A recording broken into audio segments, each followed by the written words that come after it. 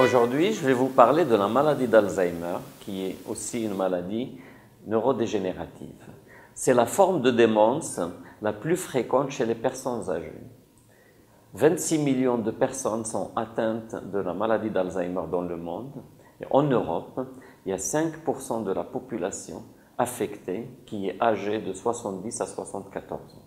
Et plus de 20% chez les patients âgés de plus de 85 ans. En France, il y aurait 850 000 cas de démence de type maladie d'Alzheimer. La maladie d'Alzheimer a été décrite pour la première fois par un psychiatre allemand qui s'appelle Alois Alzheimer, d'où le nom de la pathologie Alzheimer. Et ce médecin allemand avait suivi une patiente pendant 5 ans qui s'appelle Auguste Deter, qui présentait des troubles de la mémoire.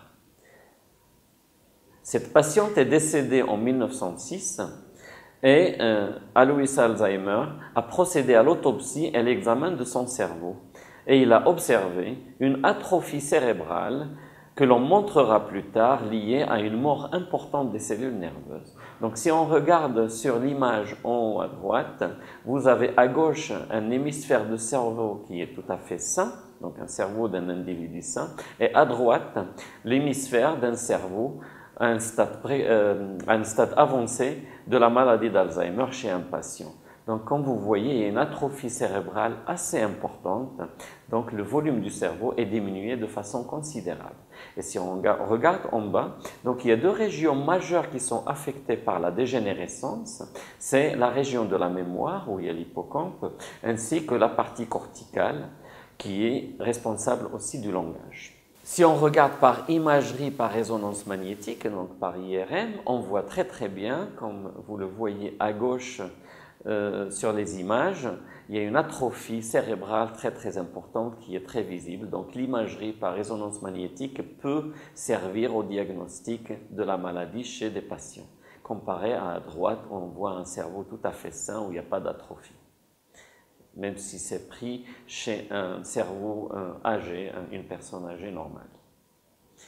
Donc, cette maladie est caractérisée par des plaques séniles qui apparaissent sous la forme de pastilles de protéines agrégées entre les cellules du cerveau, c'est-à-dire entre les neurones. Et ces protéines, on les appelle les bêta-amyloïdes.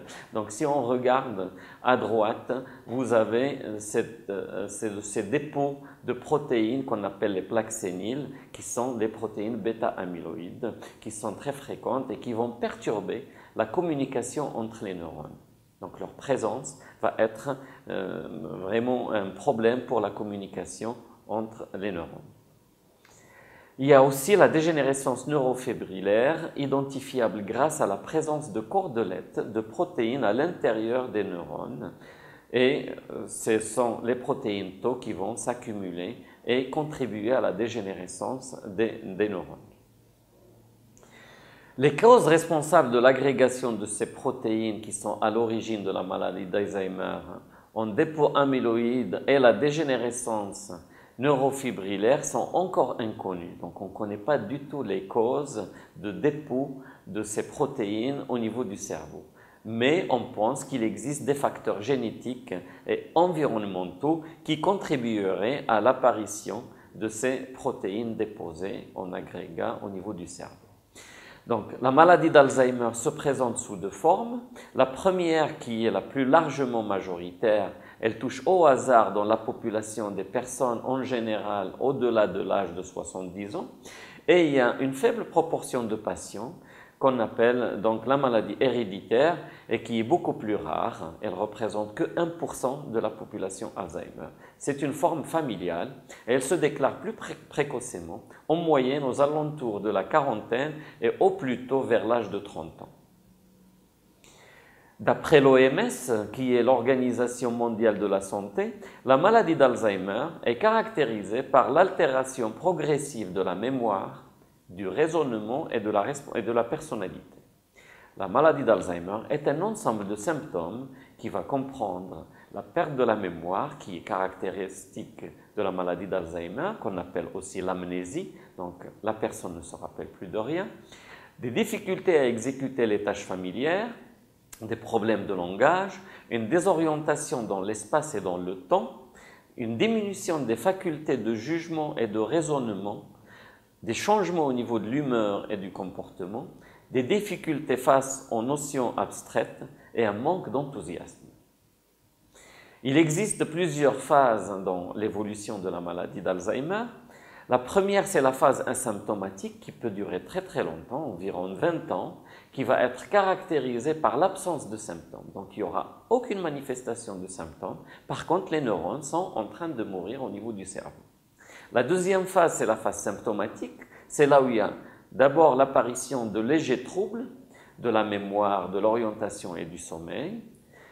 Et 2 ans après l'apparition de ce début de symptômes, il y a la phase démentielle avec une dégradation accélérée et il y aura la manifestation de troubles de l'humeur, des troubles cognitifs, de la perte d'autonomie et des troubles du comportement. Et 9 ans après l'apparition des symptômes, le patient de façon générale décède.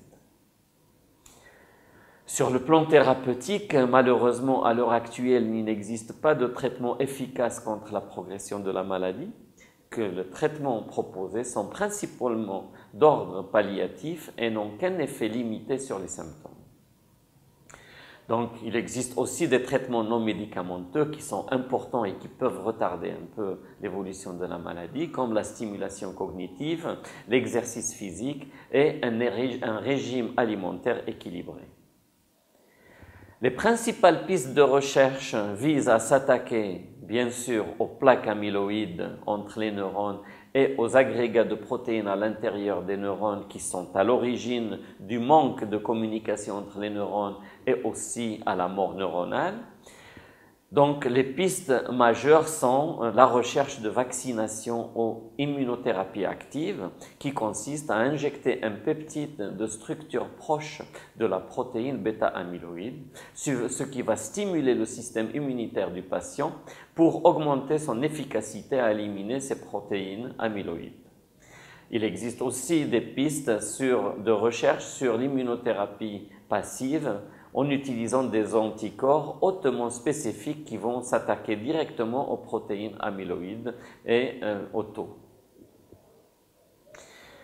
En l'absence de traitements médicamenteux efficaces dans la pathologie, certains chercheurs ont pensé à l'utilisation de la stimulation cérébrale profonde pour essayer de voir s'ils pouvaient améliorer les symptômes et retarder la progression de la maladie. Donc, ils ciblent une région impliquée dans le réseau de la mémoire, en particulier dans la région de l'hippocampe, et ils implantent l'électrode au niveau du fornix. Et en stimulant, ils ont observé, comme vous le voyez en bas, au milieu et à droite, une activation des régions impliquées dans la mémoire. Pas les régions où il y a déjà la mort neuronale, mais les régions qui reçoivent l'information de cette partie-là du cerveau et qui montrent une activation, c'est-à-dire un refonctionnement au niveau du réseau de la mémoire. Et comme on le voit complètement à droite, dans la partie C, il y a une activation des régions corticales aussi qui sont très importantes.